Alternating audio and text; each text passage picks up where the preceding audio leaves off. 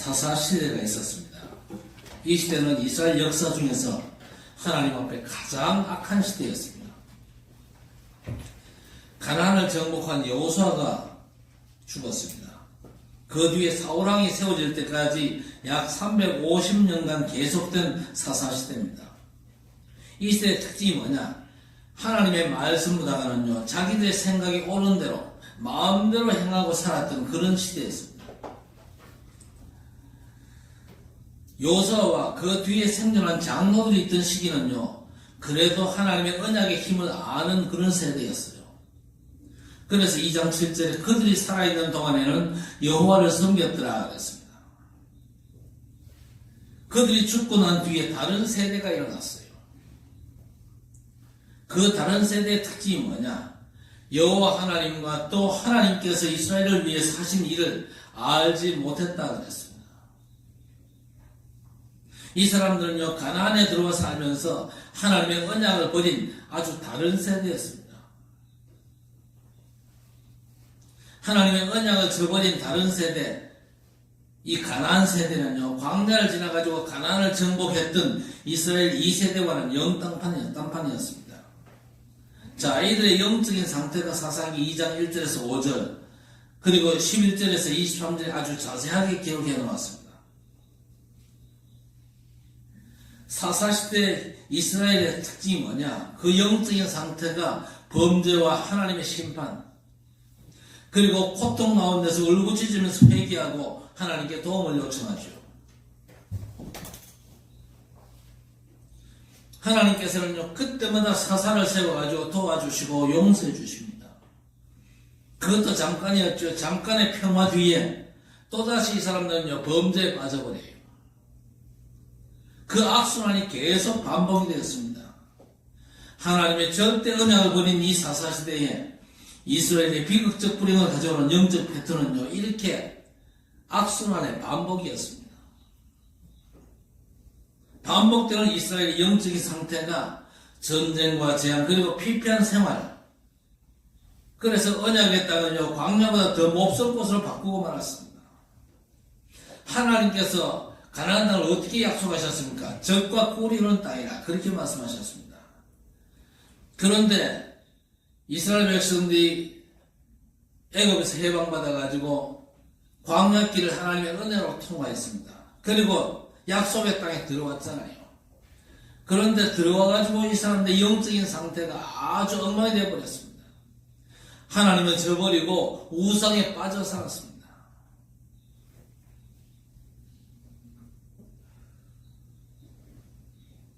사실 사람이 살기에는요, 최악의 현장이 어디냐? 이스라엘 백성들이 지나왔던 광야 아니었습니까? 그런데 출애굽 2세대, 이 광야 세대는요, 그런 너무 척박하고 황폐한 곳에서도 인도하시는 여호와 하나님과 함께 모든 좋은 것에 아무런 부족함이 없는 그런 풍성한 삶을 살았잖아요. 성경은 뭐라고 말합니까? 발도 하나 부러뜨지 않았고 옷도 헤어지지 않았다, 그렇게 말씀합니다. 그리고 약속의 땅 가나안을 정복을 했지 않습니까? 자, 그런데 정작 적과 꿀이 흐르는 풍족한 약속의 땅에서 자란 이 가나안 세대, 이 세대에는요, 전쟁과 재앙이 불행이 계속됐습니다. 아주 이 전쟁과 재앙이 되풀이 되는 비극적인 삶을 살았어요. 완전 거꾸로였죠. 우상 숭배와 재앙, 사방에서 몰려드는 적과의 전쟁에서의 패배로 인한 고통이 끝없이 시달려야 되는 백성들이 바로 가나안 세대였습니다. 그러니까 가장 좋은 최고의 환경에서 최악의 고통에 빠진 그런 세대가 가나안 세대였죠. 그리고 오늘 사사시대였습니다. 이 모든 게 어디에 원인이 있습니까? 언약을 저버린 가나안 세대의 불행이었습니다. 자, 그렇다면 이 가나안 세대의 비극적인 불행이 어디서 온 겁니까? 하나님에게서 온 겁니까? 아니면 자신들에게서 나온 겁니까? 하나님께서는요, 이스라엘과 맺은 언약에 너무나 신실하셨습니다. 하나님께서는 언약하신 대로 다 이루셨거든요. 그래서 2장 1절에 내가 너희를 애굽에서 올라오게 하여 내가 너희의 조상들에게 맹세한 땅으로 들어가게 하였으며 또 내가 이르기를 내가 너희와 함께한 언약을 영원히 어기지 아니하리니 그랬습니다. 그 언약대로 전에 여호수아가 백성을 보내매 이스라엘 자손이 각기 그들의 기업으로 가서 땅을 차지하였고 그랬습니다. 언약대로 되어졌거든요. 그런데 이스라엘은요, 가나안 땅에 살면서 하나님과의 언약을 잊어버렸습니다. 그리고 하나님을 저버렸어요. 하나님의 언약과는 정반대로 살고 있었습니다. 이 가나안 세대는요, 하나님의 언약을 저버리고 자기 생각대로 좋은 대로 행하고 살았습니다. 더 이상 이제 하나님의 중심이 아닙니다. 내 중심으로 산 세대였죠. 이것이 모든 불행을 가져온 것입니다. 자, 그렇다면 가나안 세대가 과연 뭘 버렸습니까? 먼저 하나님과 하나님께서 하신 일을 버렸어요. 그게 11절 이하 13절 말씀 아닙니까? 그 세대 사람도 다 그 조상들에게 돌아갔고, 무슨 말입니까? 출애굽 2세대, 저 광야 세대는요 다 죽었다 그 말입니다. 그 후에 일어난 다른 세대, 이 다른 세대는요 가나안에서 태어난 가나안 세대를 말하죠. 이 사람들은 여호와를 알지 못하며 여호와께서 이스라엘을 위하여 행하신 일도 알지 못하였더라고 10절에서 말씀합니다. 자기들 구원하신 여호와 하나님을 알지를 못했습니다. 알지 못한 정도가 아니죠. 12절에 보세요. 그들의 조상들의 하나님 여호와를 버렸다고 얘기합니다. 하나님을 버리고 다른 신들을 열심히 섬겼죠. 그래서 13절에 그들이 여호와를 버리고 바알과 아스타롯을 섬겼으므로 그랬습니다. 이 가나안 세대는요, 여호와 하나님을 가나안 땅의 그 많은 신들 가운데 하나라 그렇게 생각을 한 것입니다. 여호와 하나님께서 오직 유일하신 참 하나님이심을요 이 사람들이 버린 것입니다. 신명기 6장 4절에서 9절에 보니까 쇠맞죠. 거기에서 하나님께서 어떤 분인지를 분명히 알렸습니다. 하나님은 오직 유일하신 여호와 하나님이시니 그랬습니다. 다른 신은 없습니다. 여호와만이 유일하신 하나님이십니다. 유일하신 하나님 여호와를 마음과 뜻과 힘을 다하여 사랑하는 것이 언약의 핵심 아닙니까? 여호와 하나님 한 분만을 자기의 전부로 여기고 사랑하라. 그리고 그것을 마음에 새겨 각인하고 후대들에게 전달하는 것이 가나안에 들어갈 하나님과 이스라엘에 대한 영원한 언약이었습니다. 그런데 어찌된 일입니까? 가나안 세대는 하나님을 몰랐어요. 알아도 너무 틀리게 알고 있습니다. 유일하신 여호와 하나님이 아니라 가나안 땅에 있는 많은 신들 가운데 하나로 취급을 한 것이죠. 유일하신 하나님을 저버린 것입니다. 그렇게 하나님을 버렸던 가나안 세대는요, 여호와께서 자기들 위하여 행하신 일도 알지 못했다고 했습니다. 자기들이 어떻게 이 풍족한 가나안 땅에 들어가 살게 됐는지 전혀 모르는 겁니다. 처음부터 이곳에서 이런 복을 받고 산 것처럼 그렇게 생각한 것이죠. 어떻게 하나님께서 그들을 애굽 400년 노예에서 끌어내가지고 광야를 통과케 하시고 이 땅을 차지하게 하셨는지 전혀 모르는 것이죠. 가나안 세대는요 아예 언약 자체를 모르고 있습니다. 여러분, 언약에는요 하나님과 이스라엘 백성들과의 특별한 관계 맺음이 있잖아요. 그 하나님께서 언약 당사자인 이스라엘을 위해서 내가 이렇게 하겠다 먼저 말씀으로 약속하셨잖아요. 이스라엘 백성들은 늘 원망하고 불평하고 불신앙하지만요, 언약을 맺은 우리 하나님께서는 언약에 너무 성실하셔가지고 하나도 어김없이 다 이루셨거든요.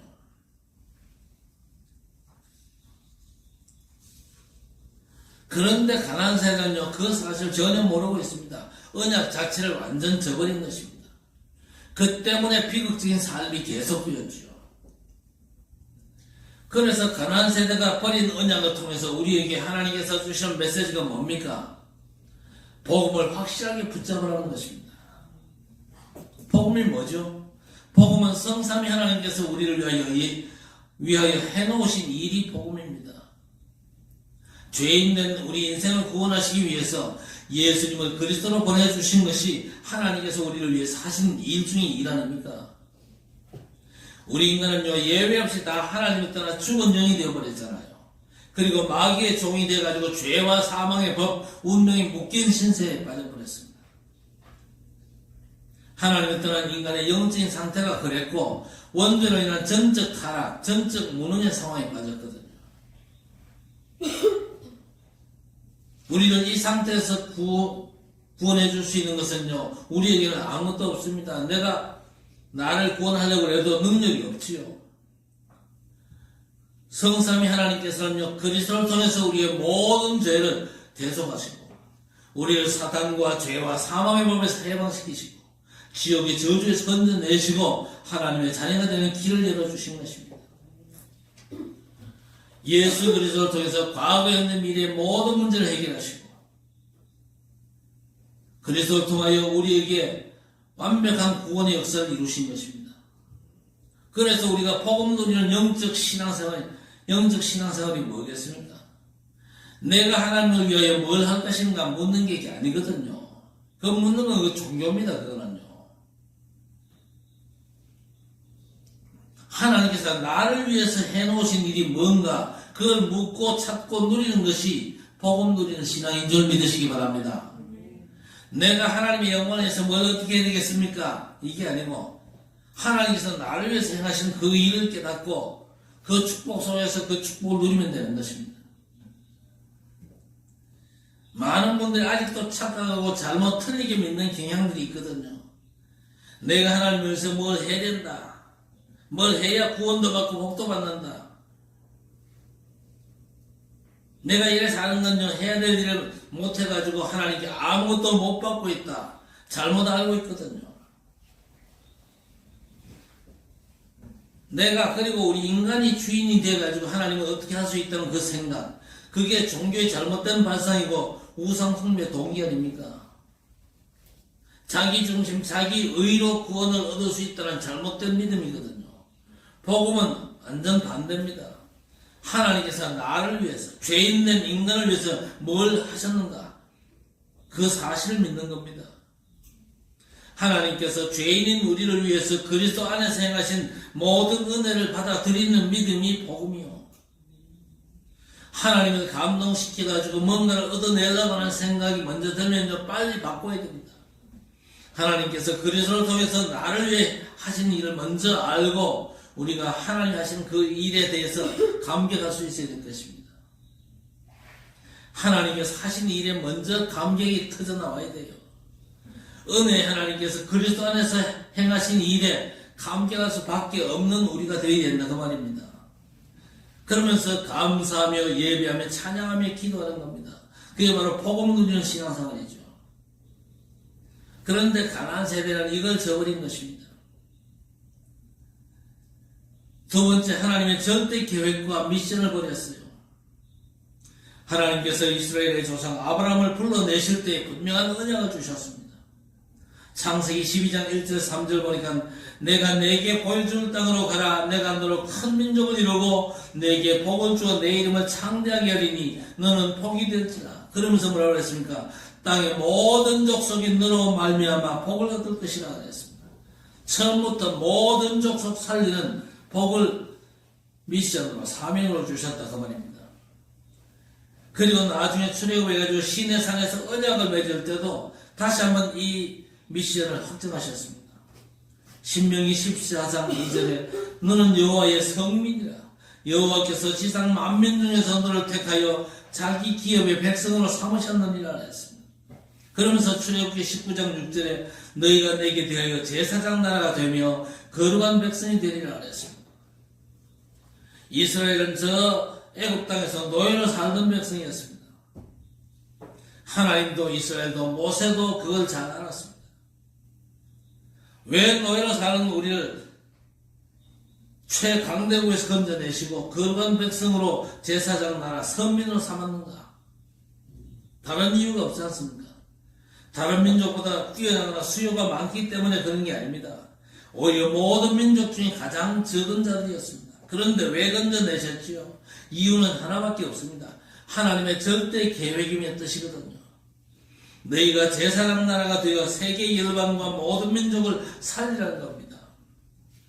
세계 복음화의 사명 그 하나 때문에 그렇게 부르신 것이죠. 그래서 이스라엘은요 가나안 땅에 들어가서 하나님의 절대 계획을 사명으로 알고 그 일에 최우선으로 삶을 온전히 헌신해야 되었습니다. 그런데 그들은요, 그걸 놓쳐버렸죠. 오히려 가나안 세대는요, 가나안 땅에서 가나안의 풍습과 문화와 우상 숭배에 물들어 버렸어요. 하나님께서 행하신 일도 잊어버리고 여기까지 인도하신 여호와 하나님도 저버린 것입니다. 그리고 하나님이 세우신 사사들에게도 순종하지 않았습니다. 이 사람들은 다른 신들을 따라 음행하고 절하며 조상들이 행하던 길에서 떠나 다르게 살았어요. 자, 우상숭배의 불신앙과 하나님의 뜻을 저버린 그 불순종의 결과가 가나안 세대에 그대로 나타났는데 그게 뭡니까? 사방에 남겨놓은 적들이 공격을 합니다. 괴로움을 당합니다. 가나안의 축복은 고사하고 쉴 틈 없이 긴장과 불안 속에서 지내야 됐습니다. 왜 그랬습니까? 하나님과 하나님께서 하신 일을 버렸습니다.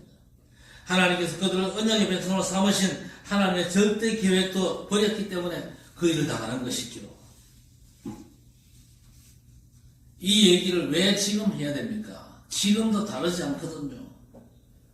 우리에게도 얼마든지 사사시대 불행이 계속될 수 있습니다. 그래서 우리는 악순환의 사이클을 끊어버려야 될 것입니다. 어떻게 해요? 하나님께서 원하시는 것을 찾아야 됩니다. 하나님은 지금도 말씀과 사건을 통해서 내게 원하시는 게 뭔가를 자꾸 알리십니다. 그리고 그 절대 계획을 붙잡고 사명을 이루는 것을 우리 중심에 두어야 될 것입니다.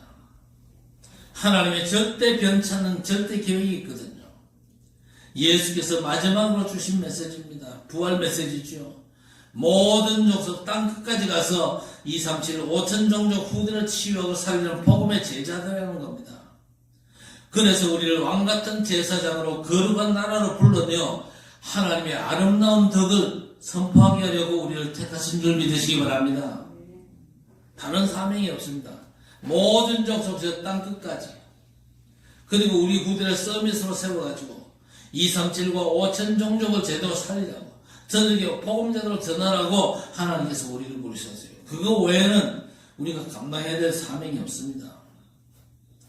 그걸 감당하려면요, 우리가 언약 중심의 삶을 살아야 되는데 가나안 세대는요, 언약 중심의 삶을 버렸어요. 우리 하나님께서는요, 한 번 맺은 언약을요, 끝까지 기어가지고 지키시는데 정작 이스라엘은요, 하나님의 목소리를 듣지 않았습니다. 그래서 2장 2절에 보니까 너희는 이 땅의 주민과 언약을 맺지 말며 그들의 제단들을 헐라했거늘 너희가 내 목소리를 듣지 아니하였으니 어찌하여 그리하였느냐 책망하십니다.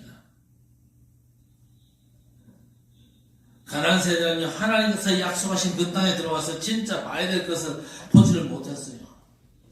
그저 가나안 땅의 외부적인 환경과 풍요로운 것만 봤거든요. 그 안에 가나안 땅에 흐르고 있는 영적 사실의 본질을 못 봤습니다. 그래서 하나님께서 왜 우상을 허물고 제단을 불태우고 깨뜨려라, 다른 신들을 섬기지 말라, 왜 그랬는지를 모르는 겁니다. 제단을 헐고 우상을 깨뜨려야 될 이유를 전혀 모르고 있었던 겁니다. 오히려 이 사람들은요, 19절에 보니까 돌이켜 그들의 조상들보다 더욱 타락하여 다른 신들을 따라 섬기며 그들에게 절하며 그들의 행위와 폐간기를 거치지 아니했다 그랬습니다. 하나님의 말씀 중심의 삶을 저버렸어요.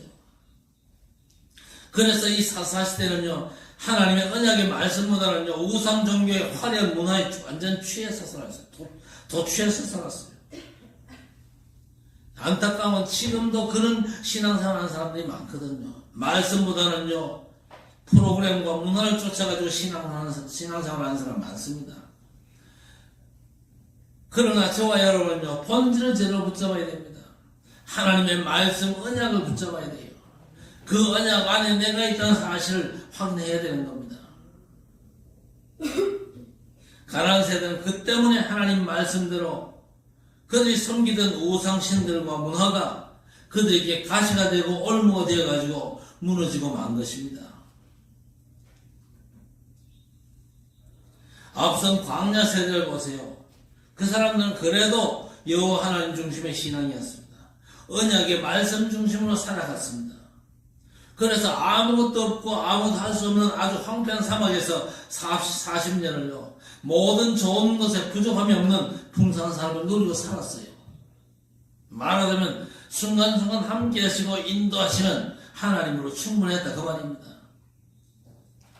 그런데 모든 좋은 것들이 가득 찬 풍요로운 땅에서 가나안 세대는요, 고통과 괴롭힘으로 영적 피폐함으로 모든 것들이 전혀 기쁨이 되지 않는 그런 지옥 같은 삶을 살게 된 것입니다. 광야 세대와 가나안 세대는 뭐가 그 사람들을 이렇게 갈라놓았습니까? 출애굽 1세대는요, 여호와 하나님께서 언약을 기억하고 그 언약을 성취하는 역사를 따라서 노예에서 해방받았잖아요. 유월절 피해 능력과 홍해와 광야에서 행하시는 하나님의 큰 역사를 봤거든요. 그런데도 함께 하시는 하나님과 하나님의 언약을 놓치고 눈에 보이는 대로 마음대로 하나님을 원망하며 불신앙하다가 그 사람들은요, 출애굽 1세대는 광야길에서 다 장례를 치르고 말았잖아요. 이걸 목격한 출애굽 2세대 광야 세대는요, 전 세대와는 정반대로 하나님 중심이었습니다. 성막 중심이었습니다. 그리고 언약의 말씀 중심으로 광야에서도 함께 하시는 우리 하나님을 누리면서 가나안 땅을 정복했지 않습니까? 그런데 이 가나안 세대는요, 하나님과 하나님이 행하신 일을 저버렸어요. 그리고 가나안을 정복하고 계신 하나님의 절대 계획도 저버렸고 말씀도 버렸고 오히려 우상 숭배하고 가나안의 문화 따라가다가 망한 겁니다. 이렇게 출애굽해가지고 가나안에 이르기까지 성취하신 하나님의 여정을 따라 여기까지 온 이스라엘 3세대를 우리가 살펴봤습니다. 출애굽 세대와 광야 세대 그리고 가나안 세대를 봤습니다. 이 세대를 통해서 우리에게 주시는 메시지가 뭐겠습니까? 어떤 시대에도 살아남는 자가 있습니다. 어떤 환경, 어떤 상황에도 하나님의 절대 계획을 이루는 언약의 남은 자들이 있습니다. 애굽에도 있었고 광야에도 가나안 땅에도 있었습니다. 출애굽 세대에는요, 모세와 모세를 도운 사람들이 렘넌트였습니다. 또 가나안을 정복한 광야 세대는 요수아와 갈렙 2세대가 렘넌트였습니다. 제멋대로 살던 가나안 세대에도 12명의 사사가 바로 남은 자들이었습니다. 하나님은 남은 자를 붙잡고 하나님의 언약을 기억하고 성취하십니다. 우리는 영적으로 신앙생활을 그 안에 산다는 걸 확인할 수 있어야 될 것입니다. 우리가 어떤 자들입니까? 출애굽 세대입니까? 광야 세대입니까? 가나안 세대입니까? 어느 세대입니까?